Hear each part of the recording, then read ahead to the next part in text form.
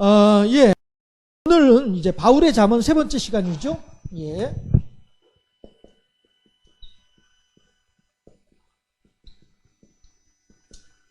바울의 잠언 세 번째 시간이고요. 예. 물론 여기에 보면은 앞에 22절에 보면은 의와 믿음과 라고 하는 말이 포함되어 있습니다. 그런데 예. 의와 믿음을 보다는 예. 그 뒤에 나오는 사랑과 화평이라고 하는 예. 여기에 좀 더 집중했으면 좋겠어요. 왜냐하면 23절에서 예. 어리석고 무식한 변론을 벌이라. 이에서 뭐가 나와요? 다툼이 나오거든요. 해서 예, 다툼과 연관되어져서 사랑과 화평으로 함께 생각을 해보고 싶어서 예, 그래서 바울의 잠언에 대해서 의와 믿음보다는 예, 사랑과 화평 예, 좀 더 집중해서 오늘 함께 바울의 잠언을 생각해 보기를 바랍니다. 예. 해서 사랑과 화평이라고 하면은요, 이거를 영어로 표현을 하면은 love and peace예요. 예. 영어로 표현을 하면 love and peace인데, 제가 이 경주 지역에서 예. 목사님들하고 커피를 마시러 이렇게 왔다 갔다 하다 보니까 어느 커피점에 이름이 로브 앤 피스라고 하는 커피 전문점이 있더라고요. 그래서 로브 앤 피스 하면서 딱 들어가면 러브 앤 피스를 예, 약간 이제 발음을 다르게 해서 로브 앤 피스라고 부르는구나. 이런 생각을 했어요. 그래서 어쩌면은 이 커피점을 운영하는 사장님은 기독교인일지 모르겠구나. 이런 생각을 하면서 예, 그 커피를 마시러 들어간 적이 있었는데 예, 어쨌든 예, 사랑과 화평이란 말은 예, 우리가 이제 성경에는 화평이라고 나와 있으니까 그냥 화평이라고 쓰지만 예, 우리가 일상적으로 사용하는 말로는 평화라고 하는 말로 사용을 하죠. 예.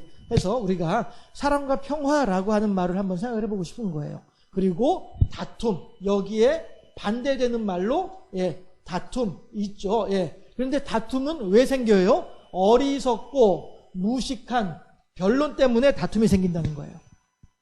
예. 요 바울의 잠언 요 내용을 가지고서 함께 예, 하나님의 말씀이 어떠한지를 살펴볼 수 있으면 좋겠습니다. 그랬을 때에 어리석고 무식한 변론은 어디에서 나오느냐 하면은요, 22절에 보게 되면은요, 예, 청년의 정욕을 피하라라고 해요.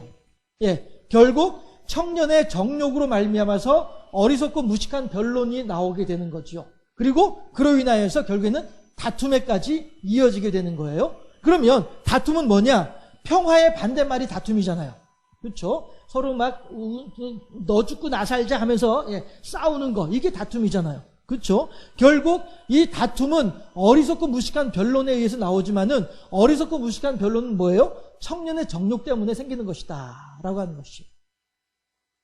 이렇게 우리가 예, 우선 이 다툼에 대한 내용만 가지고 살펴보자면은 이렇게 바울이 하는 말을 정리해 볼 수 있겠다라고 하는 것이고요. 그랬을 때에 여기 청년 하게 되면은 우리들은 얼른 예, 대학부 혹은 청년부 이런 청년들을 생각을 할 수 있겠습니다만은 적어도 성경에서 예, 이야기하는 청년이라고 하면은 이거는 나이가 어려서 청년이라기보다는 예, 아직 성숙하지 못한 예, 이런 모든 사람들이 다 청년들이에요. 결국에는 예. 오늘 아침에도 우리가 히브리서 13장 말씀도 함께 생각을 해봤습니다만은, 예, 거기서도 마찬가지로 오늘날 너희가 주의 음성을 듣거든, 그렇죠? 그 다음에 뭐예요? 마음을 완악하게 하지 말아라 라고 한단 말이에요. 그러면 마음을 완악하게 하는 자하고 마음을 부드럽게 해서 하나님께 아멘 하는 자하고 어떤 차이가 있습니까? 성숙의 차이가 있는 거거든요. 성숙의 차이가. 그렇게 해서 애굽에서 나오던 사람들은 연령대가 다양하죠? 예. 그 중에서 우리들은 이제 생각을 할 때 20살 이상 60세 이하의 남자들을 사람으로 생각한단 말이에요. 그렇죠? 그랬을 때에 애굽에서 이 히브리 13장에서 오늘날 너희가 주의 음성을 듣고 할 때 그 음성을 들었던 사람들은 누구들이에요? 애굽에서 나온 사람들이거든요. 광야 백성들이거든요. 그러면 그 광야 백성들 중에는 아직 20살짜리 어린아이도 있을 수 있고 60살짜리 노인도 있을 수 있어요. 그렇죠? 그러나 그 20살짜리 어린아이이든 60살짜리 노인이든 모두가 다 어떻게 했습니까? 주의 음성을 들으면서도 그 마음을 완악하게 했거든요. 그렇죠? 주의 음성을 들었을 때 거기에 아멘 하는 것이 아니라 무슨 소리야? 우리가 죽을 자리가 없어서 애굽에서 매장지가 없어서 지금 사막 한가운데 나 죽는 거야? 이러면서 말이죠. 모두가 다 하나같이. 그런 사람들이 바로 이른바 청년인 거예요. 그런 사람들이 바로 성숙하지 못한 사람들인 거예요. 그러나 여호수아와 갈렙은 어떠했습니까? 예, 이들은 비록 나이는 60살보다는 어린 나이였었음에도 불구하고 주의 음성을 들었을 때에 거기에 아멘으로 화답했던 사람이었단 말이에요. 결국 그래서 성경에서 말하는 청년이라고 하는 것은 나이가 어려서 청년이 아니고요. 하나님을 향하여서 믿음이 성숙하지 못한 사람들은 다 청년이 되는 거예요.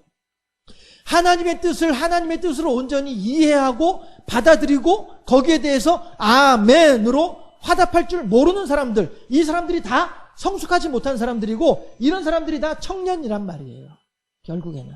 그러니 노인의 영환이라 누구든지 샛머리 앞에 일어서라 라고 이야기를 하잖아요. 왜 샛머리 앞에 일어서야 됩니까? 샛머리를, 즉 노인을 공경하는 거예요.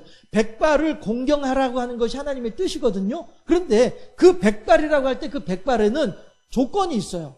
어떤 조건이냐면은 하나님의 말씀에 대하여서 정통하고 내가 지금까지 살아오는 가운데에 내 삶 속에 하나님께서 어떻게 역사하셨는지에 대하여서 하나님의 경륜에 대해서 잘 알고 있는, 그래서 젊은이들에게 여보시오, 하나님의 뜻은 이러한 것입니다. 우리들이 이러한 일을 만났을 때에는 하나님께서 이렇게 하기를 원하십니다. 라고 하나님의 말씀으로 그들에게 가르쳐 줄 수 있는 사람들, 이러한 사람들이 진정한 의미의 백발인 거예요. 이런 사람들이 진정한 의미의 샛머리가 되는 거죠. 되는 거란 말이죠.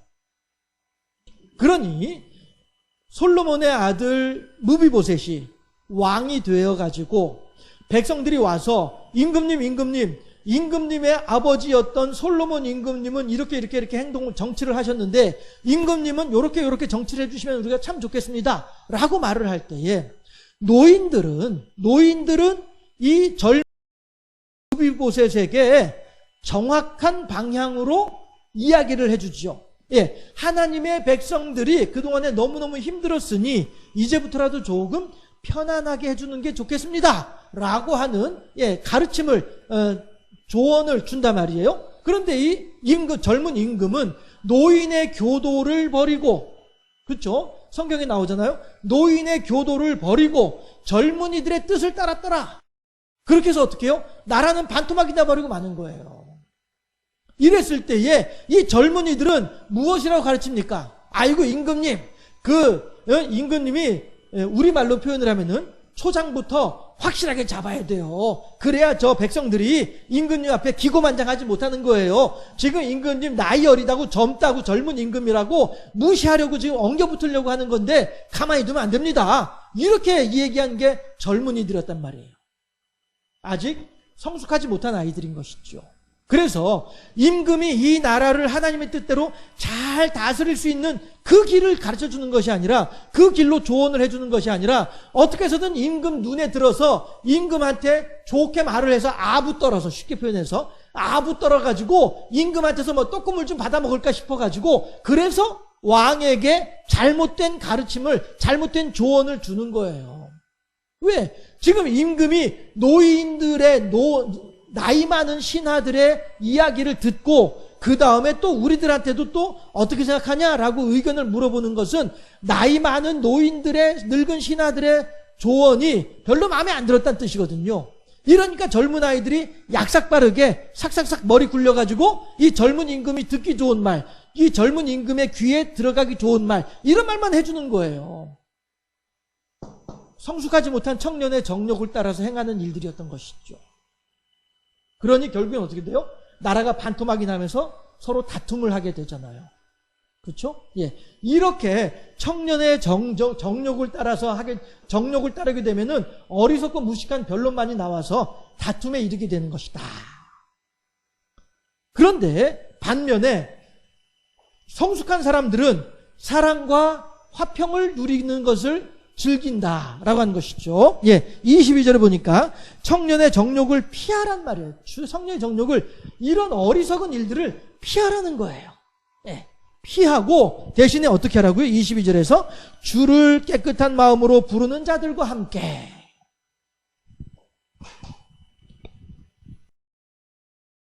콩나무 콩나고 팥 심은데 팥나는 거예요. 그렇죠? 그리고 까마귀 노는 야 가지 마라. 그렇죠? 예. 왜냐하면 근묵자흑이요 근주자적이라. 예. 해서 묵을 가까이 하게 되면 나도 검게 되어버리고 마는 것이고, 여기서 주라고 하는 것은 이제 그 천에 물감 입히는, 예, 빨간 물, 그 빨간 물을 얘기하는 거예요. 그러니까 근묵은 결국에는 글씨를 많이 쓰게 되면 내가 검은 물이 드는 것이고, 염색을 많이 하게 되면 내게 빨간 물이 든다, 이 말이거든요. 근묵자흑이요 근주자적이라 하는 말의 의미는, 예, 결국에는 끼리끼리 놀게 되는 거예요. 지금 내가 백로인데 까마귀들이 노는 곳에 가가지고 얼쩡얼쩡 하다 보면은 나도 모르게 까마귀 행세를 하는 거예요. 같이 그 무리 가운데에서 스며들게 되고 그 무리와 영향을 받게 되거든요. 그러니까 우리나라 사람들 있잖아요. 우리나라 사람들은 제가 여러분들한테도 한번 이 자리에 모여 있을 때에도 그런 거 한번 여러분들한테 실험해 본 적이 있었죠. 미국 사람, 일본 놈, 이렇게 나오잖아요. 그렇죠? 미국에 대해서는 사람이란 말이 나오는데 일본에 대해서는 놈이란 말이 나온단 말이에요.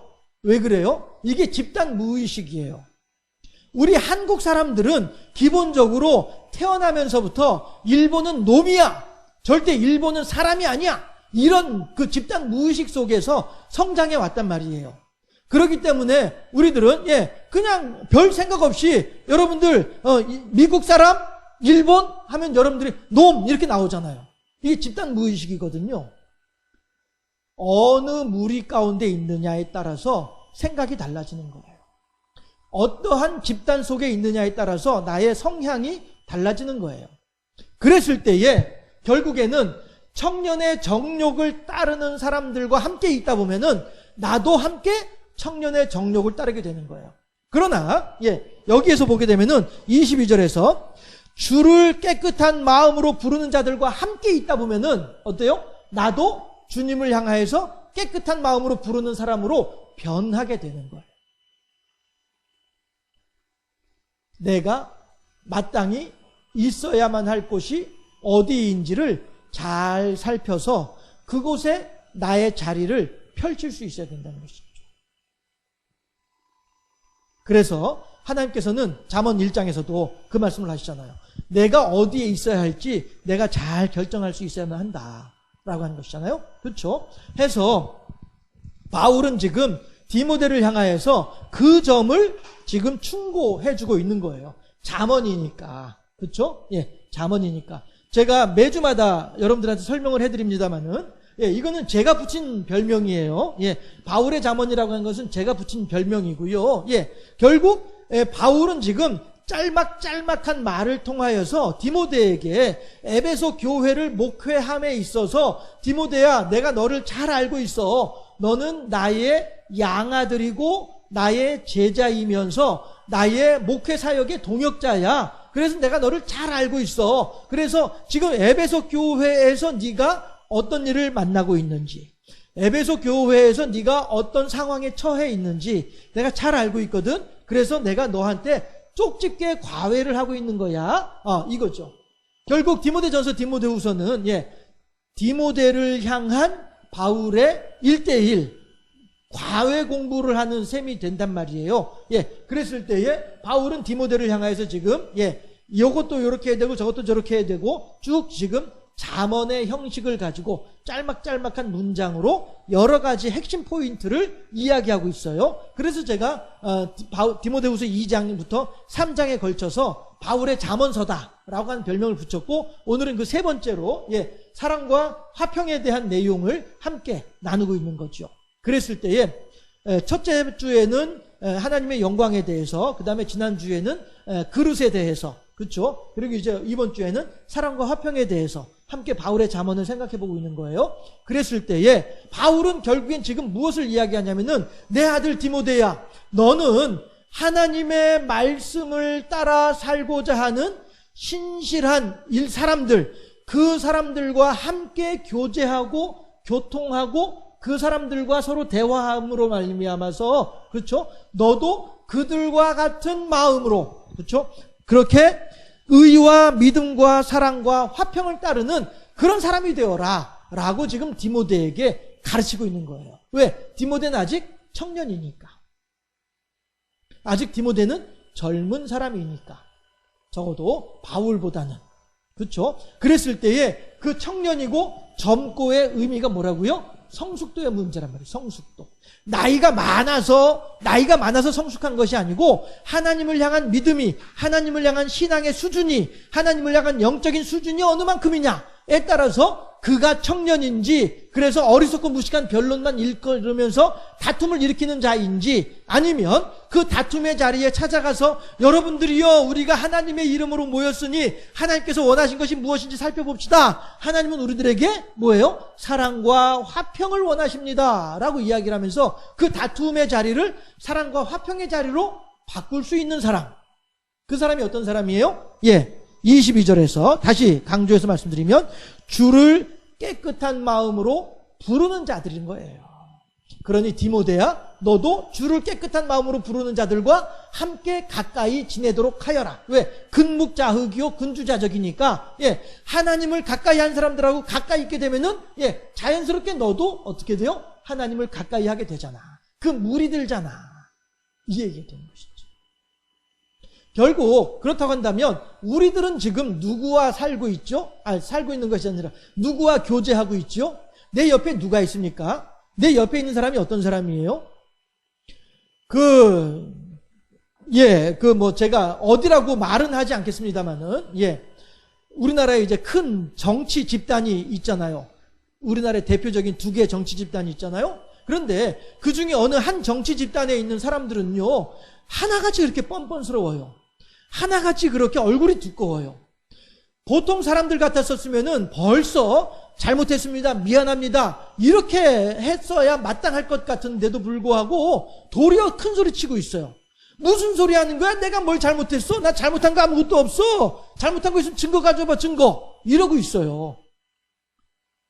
이런 사람, 이렇게, 저는 그래서 어떻게 저렇게 저기에 모인 사람들은 다 저렇게 행동을 할까?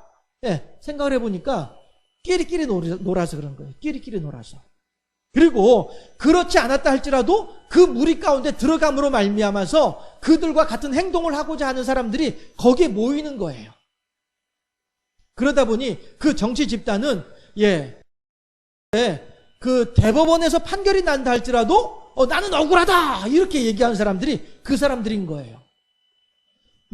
일일이 다 말씀드릴 건 아니지만은요, 어쨌든지 간에 22절에서 주를 깨끗한 마음으로 부르는 자들과 함께 있어야 될 이유가 거기서도 우리들은 생각해 볼 수 있겠다 하는 거예요. 원래 그런 사람들이 모인 곳이다 보니 그곳에 새로 들어가는 사람도 마찬가지로 그러한 성향을 가진 사람이 거기에 들어가는 거죠.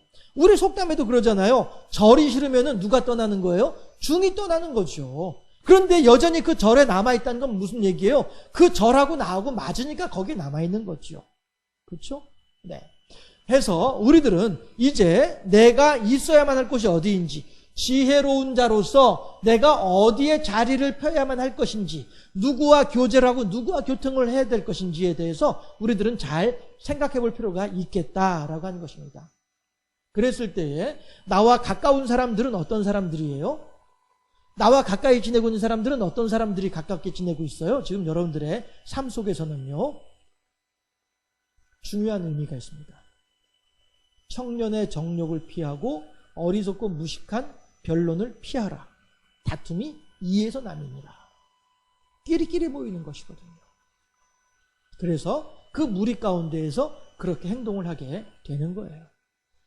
그러고 보니까 제가 그동안 까맣게 잊고 있었던 제 고등학교 시절의 생각이, 그 한 장면이 생각이 나네요. 평상시에 이제 제가 어울려 다니는 친구들이 있었어요. 그런데 어떻게 하다 보니까 그날따라 걔네들하고 같이 가는 것이 아니라 평상시에 가깝게 지내지 않았던, 그러나 이제 별로 이렇게 특별하게 서로 악감정 없이 지내던 이런 애들이 있었거든요. 걔네들하고 같이 이제 어울려서 길을 가게, 학교 마치고서 이제 제가 목적하는 곳을 가게 됐어요. 그랬는데 이것들이 가다 보니까 으슥한 산길로 접어 들어가는 거야. 그래가지고 저는 이제 별 생각 없이 애들이 가는 곳이니까 그냥 같이 따라갔죠. 갔더니 이것들이 가방에서 하나씩 다 이걸 꺼내가지고 이러고 앉아 있는 거예요. 뭐예요? 담배를 피우고 있더라 하는 거죠. 그래가지고 그냥 그런가 보다 했어요. 그런데 거기서 끝나는 게 아니라 그 으슥한 곳에서 얘네들하고 서로 이제 얼마 전에 싸움박질 했었던 다른 학교 애들이 거기에 와 있었어요. 그러니까 이것들이 그냥 지들끼리 둘러앉아서 담배만 피우면 될 텐데, 담배 피다가 지들끼리 막 뭐라 하는데, 저는 이제 그 앞에 있었던 일들을 모르니까 얘네들이 무슨 말 하는지 모르죠. 나중에 가만히 생각해보니까 그 말이 그 말이었구나라고 이렇게 이해를 했던 것이었는데, 아무튼 간에 여기는 만약에 10명이 있으면은 저기는 3명밖에 없는 거예요. 그런데 저 3명이 있는 애들이 지난주에 얘네들하고 패싸움 했던 애들 가운데 몇 명이었던 거지요. 지금 생각을 해보면 그 당시에 무슨 말인지 이해를 못했는데, 그러니까 여기 있는 애들이 몇 명이 쫓아가가지고 걔네들한테 막 이제 얼르고 막 이러더라고요. 까딱 잘못했으면은 패싸움 하는데 제가 말려들 뻔했었어요.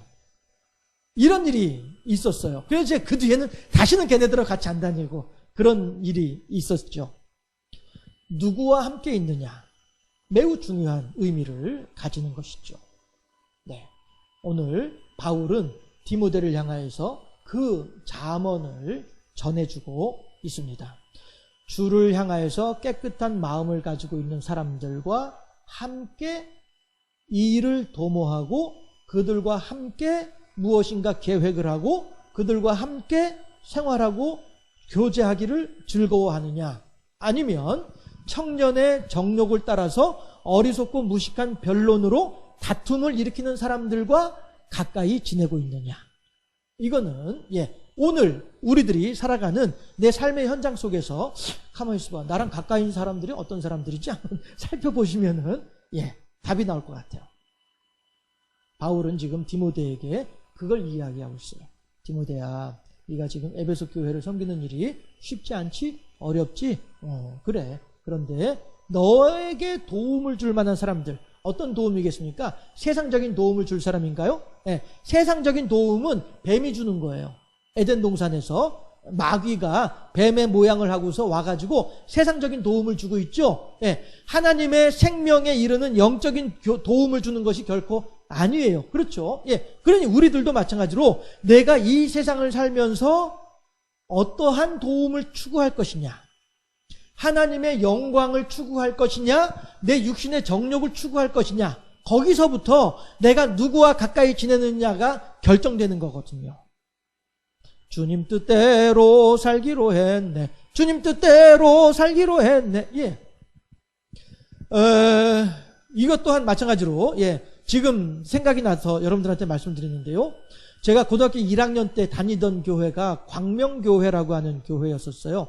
그 교회 목사님께서 이 찬송을 하시면서 이 내용을 우리들한테 말씀을 해주셨었어요. 뭐냐면은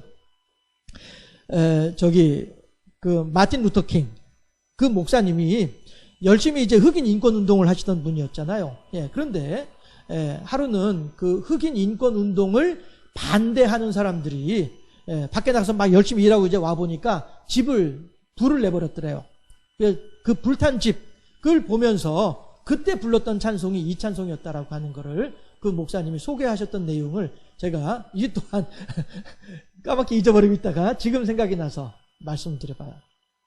그 마틴 루터킹 목사님은 흑인 인권 운동을 하면서 많은 고난을 당하고 고초를 당했음에도 불구하고 그 불탄 그 자리에서도 주님 뜻대로 살기로 했네, 뒤돌아서지 않겠네, 이 찬송을 하던 분이 마틴 루터킹 목사님이었단 말이에요. 그러면은 만약에 내가 하나님의 영광을 위해서 살아가야지 라고 하는 결단을 한 사람이라고 한다면, 세상 등지고 십자가 보내, 세상 등지고 십자가 보내, 내가 그런 사람이었다고 한다면 당연히 나는 마틴 루터 킹 목사님과 가깝게 지내는 사람이 되었겠죠.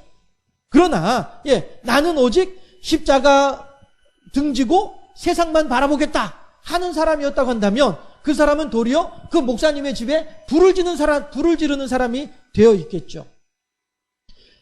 바울은 지금 디모데를 향하여서 너의 마음가짐을 먼저 잘 챙겨야 된다라고 이야기를 하고 있는 거예요. 너의 마음가짐이 어디에 목적이 있느냐? 주를 따르는 깨끗한 양심을 가진 사람들과 함께 하나님께 영광 돌려드리고자 하는 그런 마음을 가지고 있느냐? 아니면은 그저 될 대로 되라, 캐세라 세라, 그냥 오늘 하루만 살고 말지, 그냥 승질 나게 하면 그냥 더 두들겨 패버리고 그냥 그렇게 살면 되지 라고 하는 마음으로 지금 있느냐? 이것부터 우리들에게 바울은 디모데에게 그것부터 결정을 해야 된다라고 이야기를 하는 거예요. 그러니까 청년의 정욕을 피하라, 대신에 주를 따르는 과 가까이 지내라 라고 22절에서 바울은 디모데에게 당부하고 있는 거예요. 그러면서 내가 왜 이렇게 너한테 당부하고 있는 줄 알아? 하면서 22절 하반절과 23절을 이야기해 주고 있는 거죠. 22절 하반절에서 뭐라고 해요? 22절 하반절, 23절에서 어리석고 무식한 변론을 버리라. 이에서 다툼이 나는 줄 알미라.